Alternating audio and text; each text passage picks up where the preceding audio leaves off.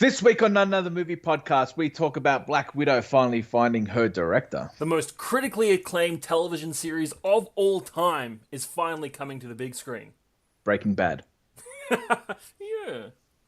And Neil Blomkamp is back in the director's chair, and it's not the film that you're expecting. So it's not my adult entertainment film. No, it's not actually. Okay. No. Actually, speaking of which, we'll go into the show and I'll tell you something funny. Okay.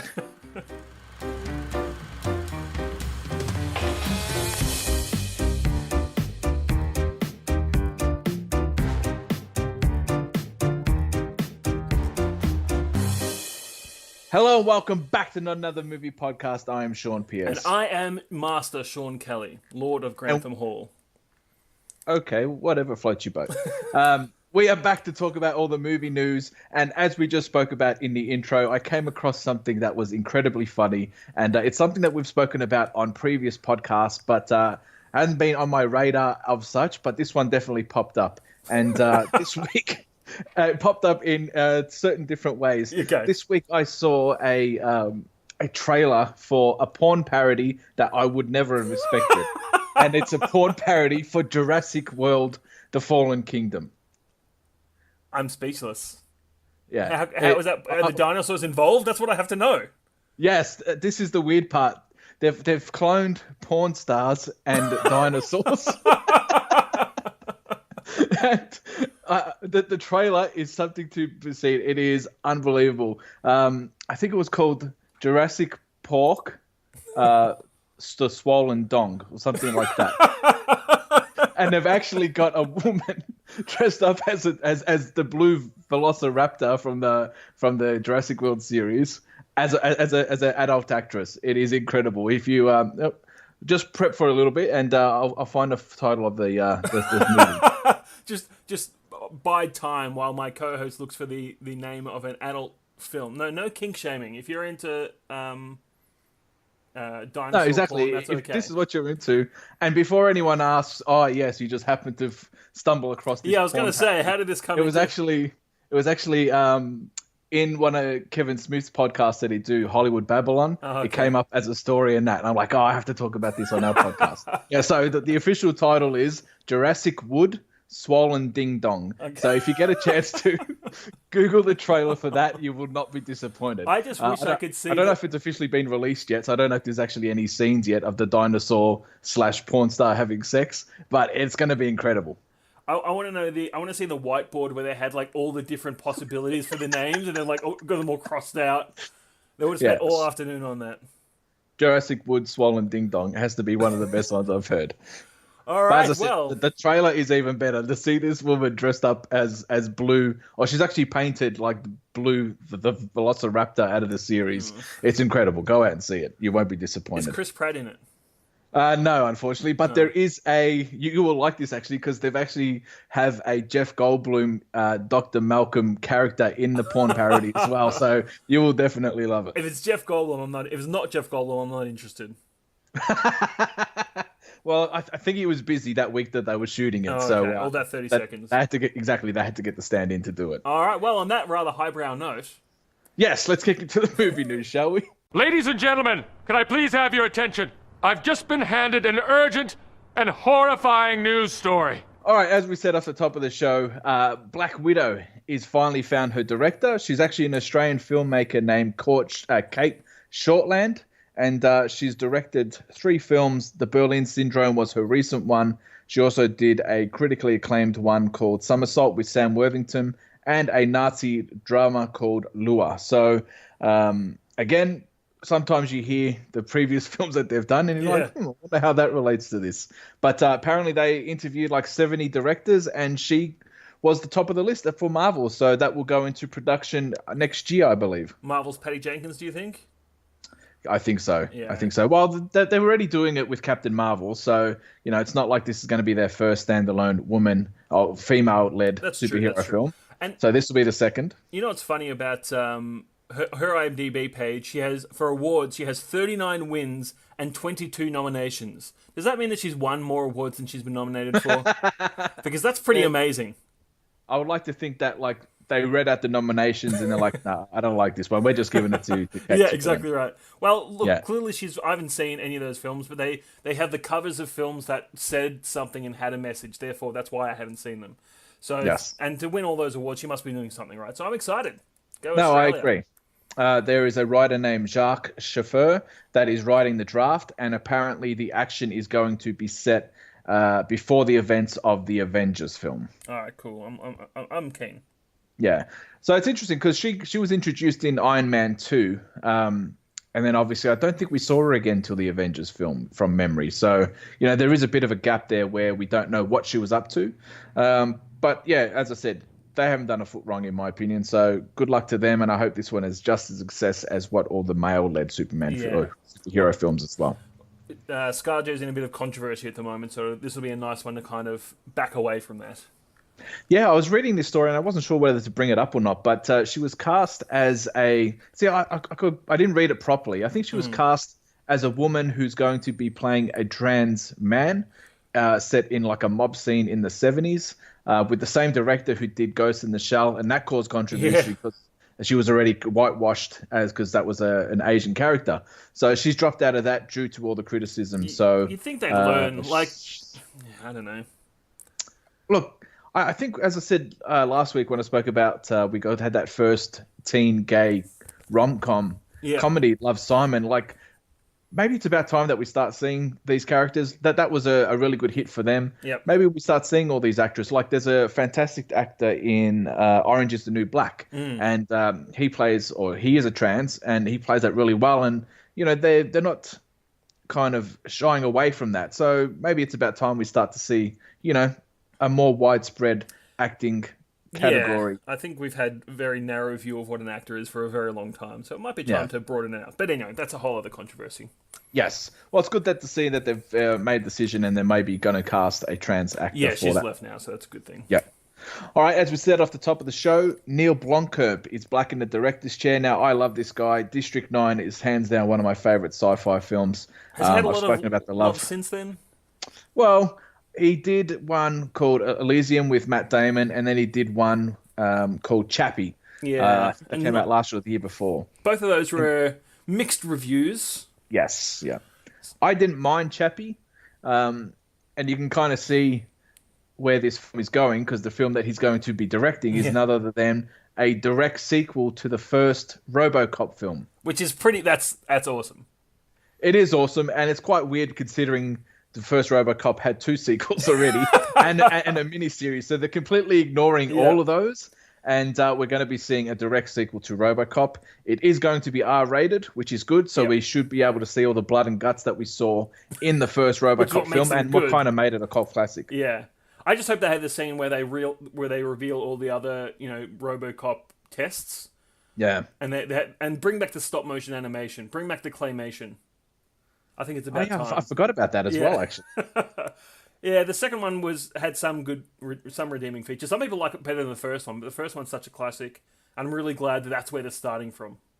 Yeah, I agree. I really hope somehow they can get Peter Weller back to play RoboCop. Considering that he's behind the mask, there's no reason why he can't come back. He's got that iconic voice as well. So, fingers crossed that they don't cheat and bring someone else in, because I think, or maybe, I don't know what the story actually is, because I haven't said yet, but I do hope that they bring him back. Maybe it's one that takes place 30 years after the original. Like, it's a direct sequel, but what's life been like now that RoboCop's been around for 30 years? What's the world like? What is his effect? That could be pretty cool.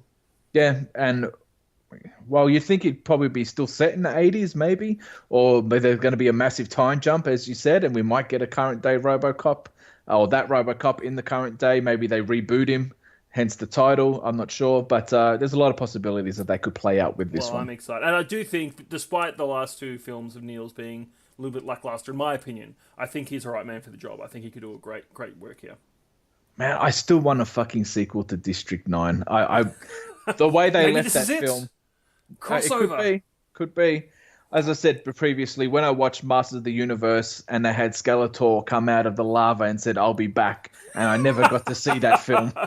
I'm hoping that, I will get to see a sequel to District 9 because they left that on such a really good ending that they could continue this world and the story that they set up in another film. So fingers crossed that he will eventually do one of those films.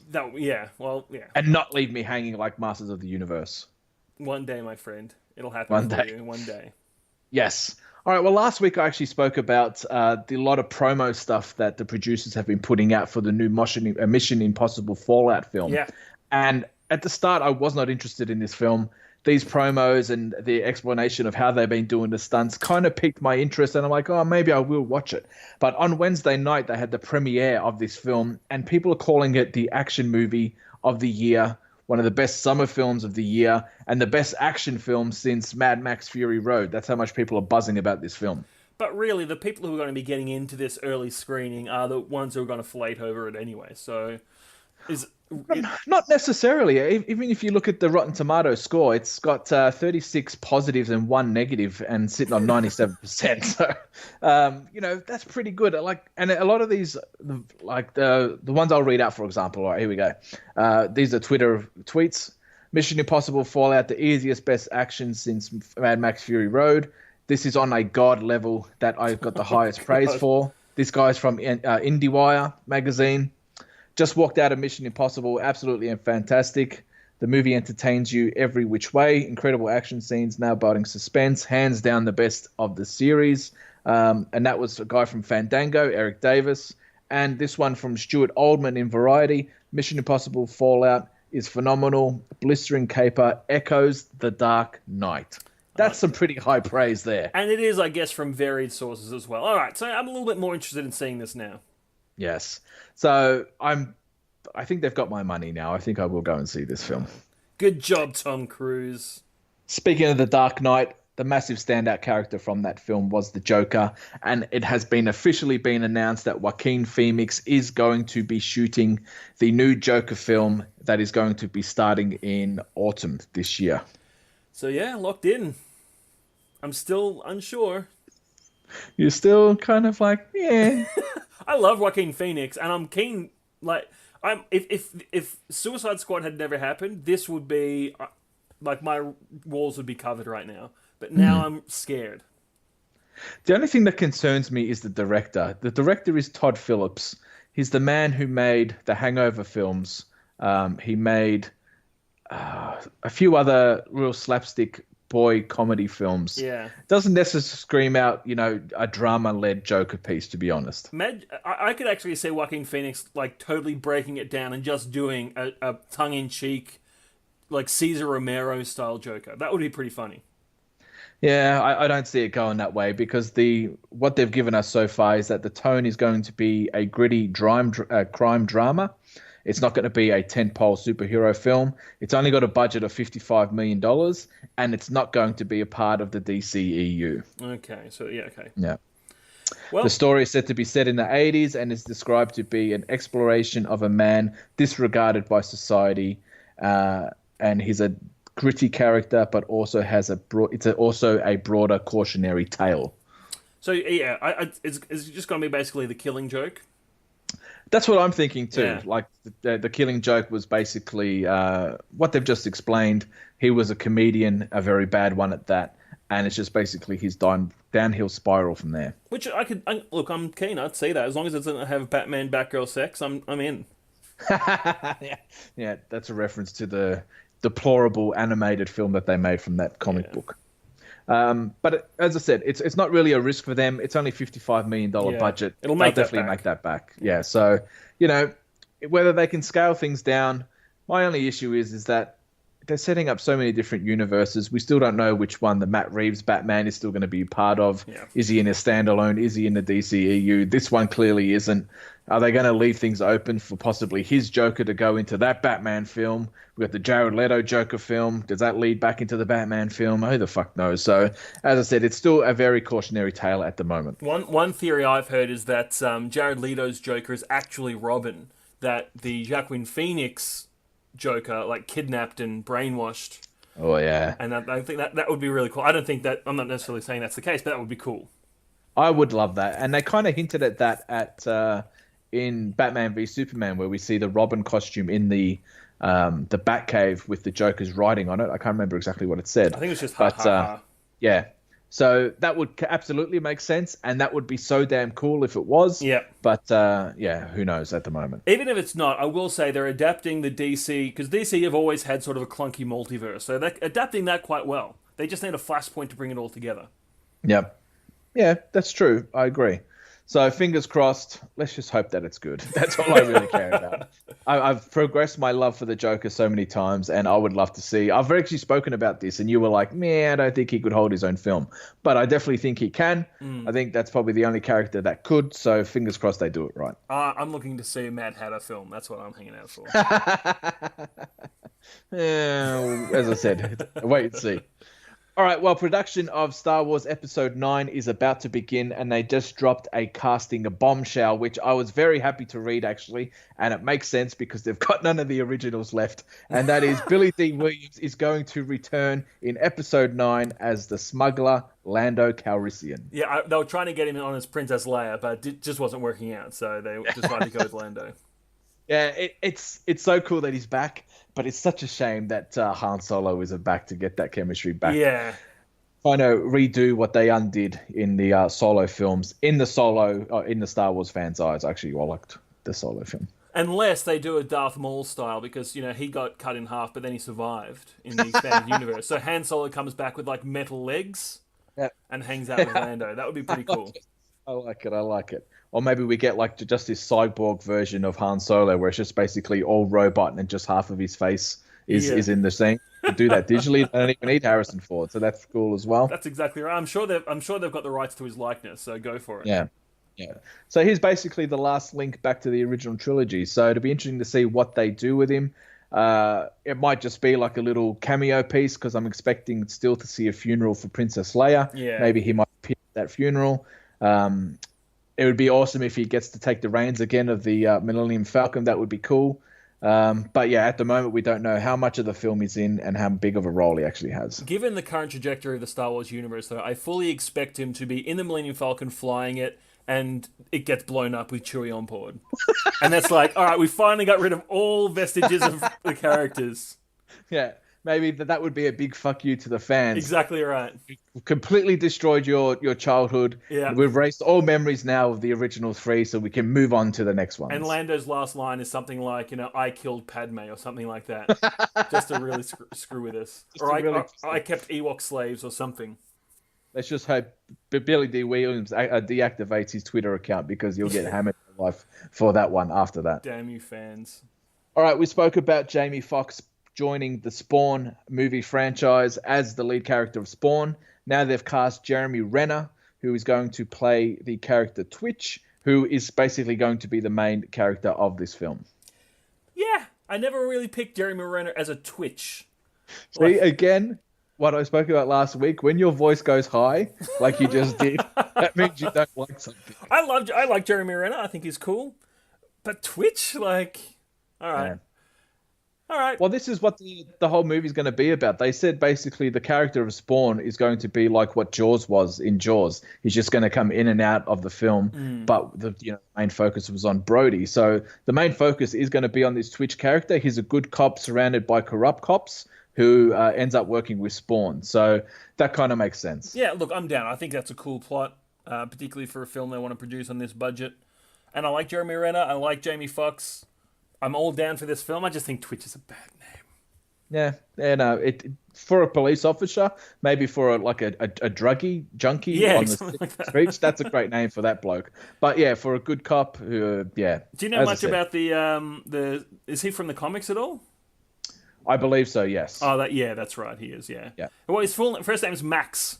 They should have just called him Max. Max Twitch. Max Williams. Yeah. Max Twitch. Twitch is his nickname. Anyway, look, Good luck to him. I'll definitely be seeing it. Nothing like a good R-rated supernatural superhero, so I'm down. Yes.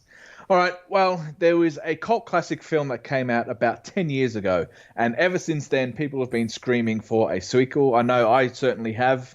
What about yourself? I actually haven't seen the original. We're talking about Zombieland, right? We are talking about Zombieland. How can you have not seen the original film? I've seen This like the was right first. in your hitting I zone. know, but I think at the time I was at uni, so I was like back and I don't know. It just sort of blew by me at the time, and I haven't had the Was this chance in to go like back to it. your long hair Shakespeare play Exactly right. days? Yeah, you It were was too beneath good me. for Zombieland summer films about zombies. Go out and watch it. You will definitely love this I've film. seen the It's got first an 5 minutes, absolute and I thought it was great. And I've seen yeah. all the Bill Murray stuff. Yeah, well, spoilers. Yeah. But anyway, this film 10 years old. But yeah, it has got one of the best opening title sequence you will ever see in your life. And the film itself is hilarious. It's basically about humans who survive a zombie apocalypse. It stars Emma Stone, Woody Harrelson, Jesse Eisenberg, and Abigail Breslin. This was all before they were pretty big actors. But the good news now is they are all coming back for the sequel. And the film is going to go to the White House of America's heartland, and they're going to face a new kind of zombies that have evolved since the first film. Look, I'll have to see the original before this one comes out. It's got a great cast, and yeah, that sounds like an interesting story. It's also got two great writers as well. The two guys who've written the last two Deadpool films started with Zombieland, so they've come back on board to write the script.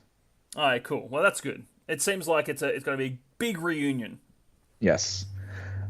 Try and get a little bit excited, all right? Yeah. Yeah. Yay.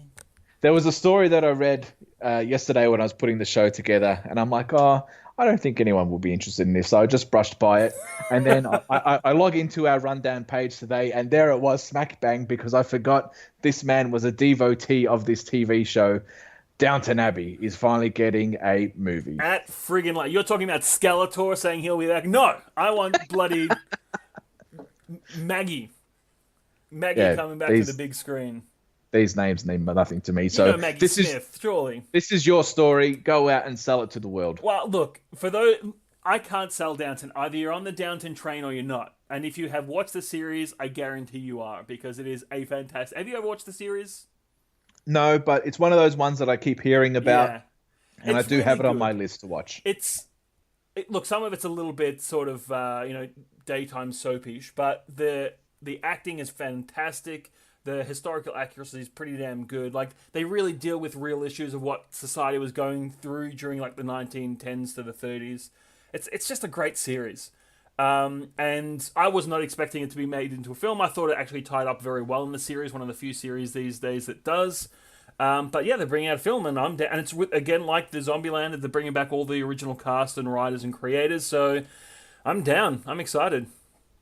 Yeah, look, I know this has a massive following, and it made a shitload of cash, Yep. and it won a hell of a lot of awards. So there is a massive market for it, but sometimes that doesn't translate over to the big screen. That Those is audiences correct. don't necessarily come back. So it will be interesting to see. Yeah, I agree, and I'm not quite. Yeah, like I said, I'm not quite sure what story are they going to go. Yeah, I don't know where they're going to go as far as time is concerned. But it might be Maggie Smith's last hurrah. She's getting on a bit, and she's a pretty hardy broad. But the times are ticking. So Times are a ticking. yeah, All right, well, fingers crossed it is a good one for you, my friend. thank you. I appreciate that. All right, well, there was a massive story that captivated the world this week, and that was the story of a soccer team that was stuck in a cave in Thailand.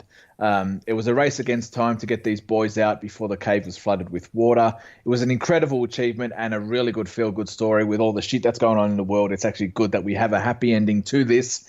And when there's a happy ending, there's going to be Hollywood producers sniffing around. I'm pretty And sure there's a Michael happy Scott, ending in Jurassic Wood as well. yes, exactly. Michael Scott, not the guy from The Office, but CEO and founder of Pure Fix, has been on the scene, and he has basically wanting to buy the rights for this film. He said that what he witnessed was incredibly inspiring. So yes, there's definitely a movie there in for us, reported from the Hollywood Reporter. This definitely just screams out Hollywood film. It's got the wonderful happy ending. It's got the suspense. It's got the drama. Yeah. It'll have these heroic characters of the guys who go down into the cave. Because apparently it took like 4 hours to bring each boy back up. So Crazy. the story itself will be fascinating. Can you let the boys come out of hospital first before you start sniffing around of wanting to produce this film? And this guy, Michael Scott, might as well be the guy from The Office, because the only film that I know of his is God's Not Dead. Yeah. Which is, for those who don't know, it's a famously terrible film. I don't recommend you go and check it out. Like it's one of those sort of middle America, like heavily Christian films. Not that there's anything wrong with Christian films at all, but there's good ones and there's bad ones, and this is about he makes bad ones. Yeah. So whether he's going to play that angle, he said that it's not necessarily going to be a Christian film, but I don't know. Yeah, I don't know either. It seems very kind of cash grabby to me. Absolutely cash grabby. He said he's going to start lining up screenwriters this week, and he's looking at making the film for about $30 to $60 million. When you say that, I just imagine him like walking through the streets, and there's like some guy picking food out of a dumpster, and he's like, "Hey, you want to write a film? Yeah, sure. All right, come on board. Why not?" Well, that's basically how they did it in Get Shorty. So why not? They worked there. Oh, there you go. But this is going to be more Bowfinger, I think. Yeah, I agree, and it'd be interesting to see whether they try and whitewash this one as well. I severely doubt it, but I would not surprise me. It wouldn't surprise me if this doesn't even take place in Thailand, to be honest. Well, look, it might take place in Middle America somewhere. Yeah, and some mining collapse, and then exactly. Obama gets blamed. It will be interesting to see, and I doubt there'll be one. I 100% agree there might be one or two of these films, coming up in the next couple of years. It might be like a Deep Impact Armageddon style, where you get this really sort of low budget one, although they'll both low budget, and then you get like a good two one at the same time. Yeah, you'll get like Tom Hanks and Tom Cruise playing the Thai boys. Yeah. Well, we got two really good photos released this week. One was from the Shazaam, and the other one was from Godzilla, the King of Monsters. And both of those got me really excited for these films. A lot of people are shitting on the Shazaam costume, but I reckon it's pretty cool, to be honest. I think it's awesome. Like, the character is... like, he's so bright. Yeah, he's supposed to be cartoony. Yeah. And it's. I think it works really well. I'm keen to see it move. For me, it looks on par with the Wonder Woman costume. Like, it's very bright and gaudy, but that's and the whole image kind of looks bright and gaudy. So he's going to fit in with the world. Yeah. Now, who's the actor playing him again? I can't remember, but he looks awesome. Yeah, was it Zach Levy? Yeah. I'm really looking forward to this. Hopefully we're going to see something at Comic-Con, which is, I think, next weekend, I believe. Yeah. So fingers crossed we get to see an actual trailer and actually see this or even a teaser, and just get to see this costume in full flight. Yeah, I'm excited.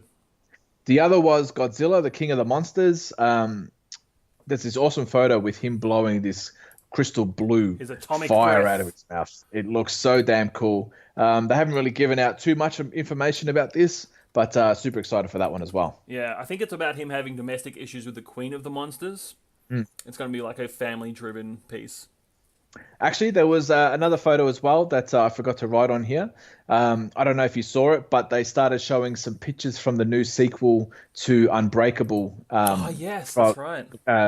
Which is the M. Night Shyamalan film called Glass. And we actually have the three main characters. We've got Samuel L. Jackson, Bruce Willis, and James McAvoy all in the same room, which is really cool. And I really can't wait to see this film. I can't wait to drop a trailer, hopefully again at Comic-Con. Best surprise shared universe ever. Yes, I agree. So that was really cool what they did with, I actually can't even remember the last film that came out. Split? Yeah, Split. It was really cool how they ended that. I'm so pissed off some fucker spoiled it for me before I watched the film. So I already knew it was coming, but that would have been so cool to get that surprise at the end of the film. Oh, well. Keen. All right, well, that wraps up the movie news for the week, and we don't really have a movie to review, so we thought we'd do something old school that we used to do in an older podcast called The Sean Show, and I think we did some of the early ones of this, and actually do like a segment where we talk about, maybe something special from films, something funny, something entertaining, hopefully. So Sean brought this to my attention. He found this thread on Reddit, and I thought this was perfect segment for the film, and the question is, what movie becomes creepy if you swap the male and female leads? So we've got the top four that we thought were hilarious. I'll start off with one that I know my sister and my mother loved this film to death. It was on constantly when I was younger, so I do have a pretty good understanding of the film, and that is Sleepless in Seattle. So basically, what would happen if an engaged guy traveled across the country to stalk a recently widowed woman? All of a sudden, that plot line becomes so damn creepy, and it's not the mega hit that Tom Hanks and Meg Ryan had back in the 90s. I reckon that the trailer for this film is ripe for a recut. You know how a couple of years ago they went through the whole thing of recutting films to make them thrillers? I think you definitely do that with this one as well, because even when you explain the plot normally, depending on the slant you want to put on it, it's kind of creepy. And Meg Ryan, for all her faults, is incredibly charming and really carries a huge portion of this film. But it wouldn't take much to make it creepy as it is, and then to swap the genders even more so. No, absolutely. All you have to do is change the music to something creepy and haunting. Then all of a sudden, you've got this creative thriller on your hands. Yeah. So, I'm it's not the romantic piece that you think it is. I'm imagining that scene where she's found him in the car, but she doesn't dare. She's like across the road, looking at him, deciding whether or not to approach. Like, this internal conflict isn't cute anymore. It's like, is she going to murder him, or is he going to murder her in the gender swapped version? That would be pretty creepy. It is. As I said, it's something that you don't think about because you think, oh, it's so sweet that she's following him, and you've got this beautiful love story. But all you have to do is, as you said, you just change a couple of edits. Yeah. Change the music of the film, and all of a sudden you've got a thriller on your hands. All right. This next one is this next one's my favorite. Titanic, change Rose and change. What was his name? Leo. Jack. Change Rose and Jack. So it's Jacqueline, and I don't know what the male version of Rose is. Anyway, he's now a man. So you've got this Ross. Yeah, you got Ross, who is this rich socialite who's engaged, and decides to have a dalliance with this poor, underprivileged woman from the underclasses. And the best part of this one is the picture that was painted is not now of Kate Winslet, like daintily draped across the back. It's some guy with his junk hanging out, and they have to dive to the bottom of the ocean to find pictures of this guy's junk hanging out. Look, and that could be beautiful. Nothing against people who like junk. That's fine.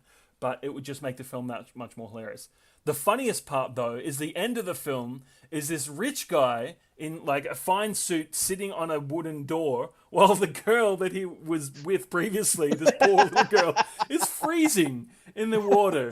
And he's like, how you doing down there, hun? Yep, good. All right, I'm just going to chill up here for a little bit longer. And she dies. I just love the fact that the whole film will revolve around basically a dick pic. So the memory of a dick pic. Yeah, that's the first ever hilarious. dick pic. Yeah.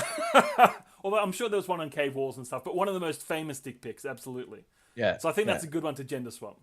No, it is, and it's, as I said, like we said with Sleepless in Seattle, it doesn't take much to turn this story around, and it just becomes so wrong. Thank goodness for Billy Zane being so good at acting like a terrible person, because otherwise you might be like, is Rose a good person for, leaving this guy like right at the last minute? But thankfully, he plays a terrible person in the film and very well, so we forgive her. Yes.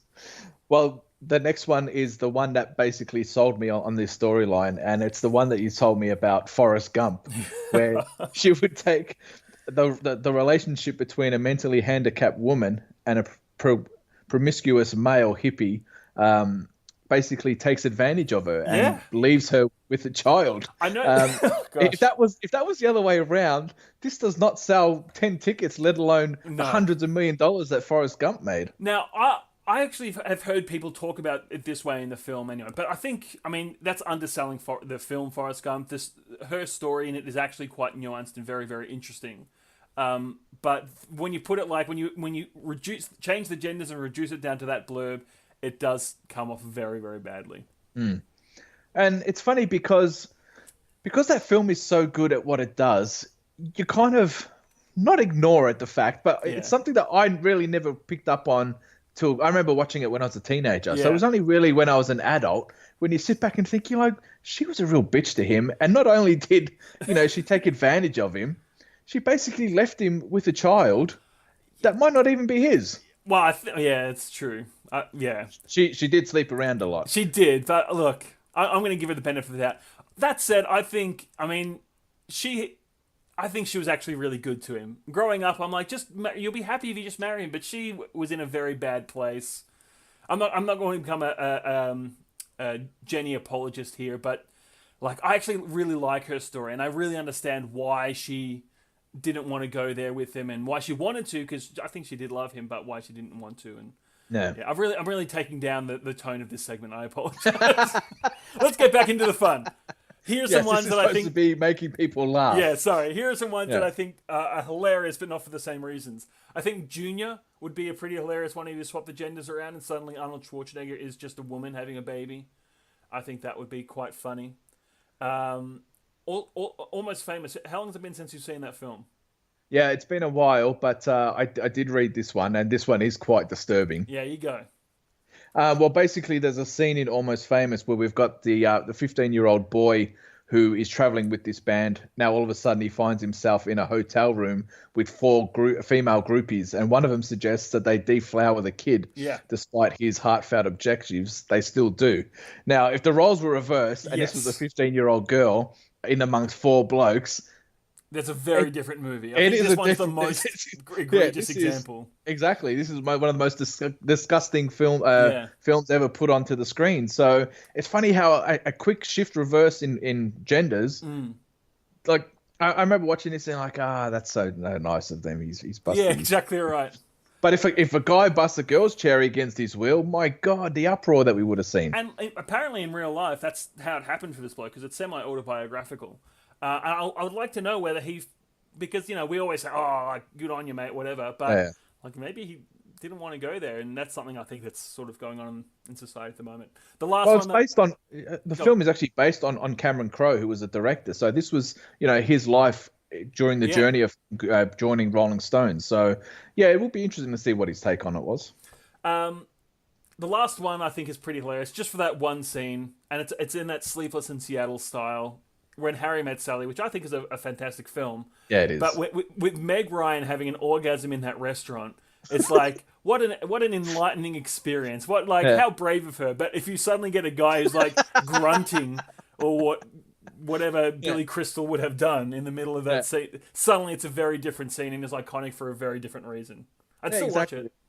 Like, I just have this image in my head of Billy Crystal like having this massive orgasm and like he's just shooting jizz everywhere. Like that would not be as memorable as it was supposed to be. The Meg Ryan would be. Exactly.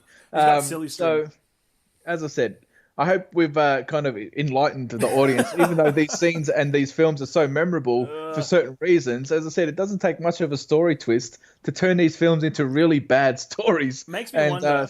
Exactly, and some of them are a bit creepy. If in years to come they won't look back at these films and be like, it's very poor taste. I wonder if they won't age very well.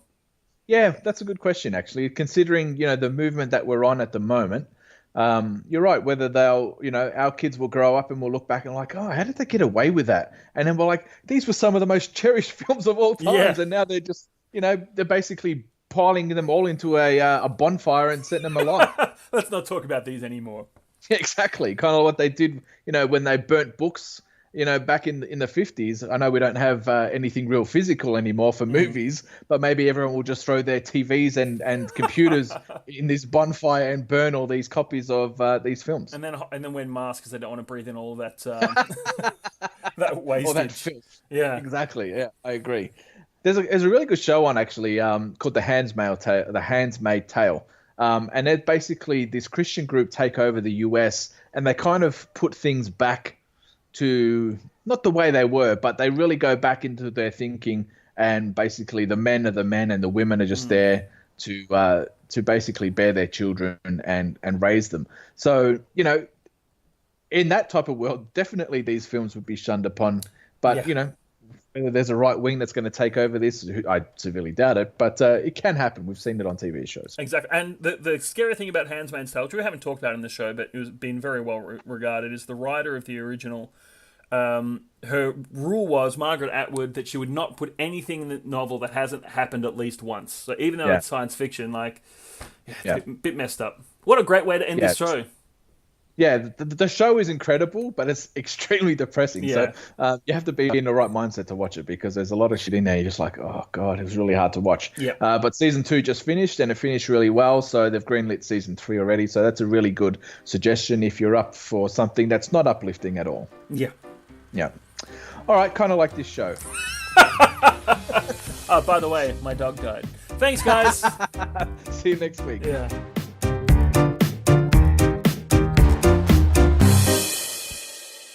This week on Another Movie Podcast, we talk... Oh, fuck me.